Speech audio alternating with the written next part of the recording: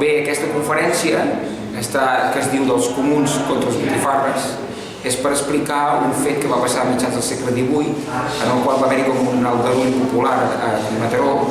de la menestralia mataronina, en contra de l'Ajuntament i de les seves pràctiques fiscals, sobretot, i de mal govern, perquè hi havia casos de corrupció,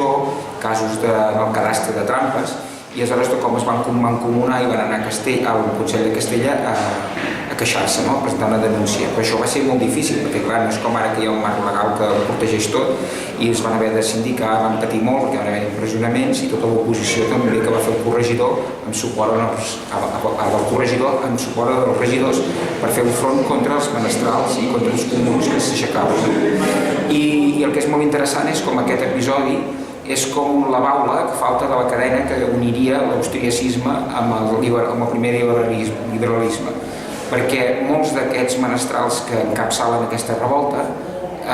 els seus nets seran els primers regidors liberals que tindrà Mataró durant el trienni liberal. Vaig poder fer les genealogies i és impressionant com es forma una cultura política anti-absolutista a nivell municipal, i els seus nets són els primers liberals que hi ha a Mataró quan ve el trienni liberal i quan va explicar la Constitució de Càdiz. Però a més és que resulta que això que és cap endavant, cap enrere, trobo que en aquest moviment els advocats que assessoren els comuns per mancomunar-se i fer un front comú contra els regidors són lletrats que són de famílies austriacistes, nets de mataronins que s'havien destacat molt en l'austriacisme. I fins i tot els nobles que donen suport a aquests comuns i que estan marginats de l'Ajuntament, aquests nobles, com el senyor de Vilallonga, el Plaça Gran, també són gent que ve de l'austriacisme. Per tant, aquest episodi és una miqueta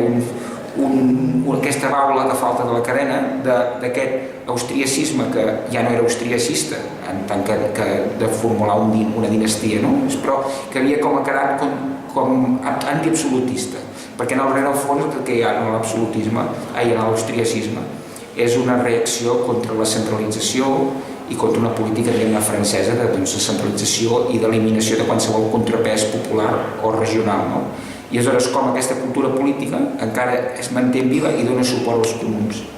I com aquests comuns després seran els seus nets els futurs primers regidors liberals. Per tant, seria tot un fil conductor d'una cultura antiabsolutista.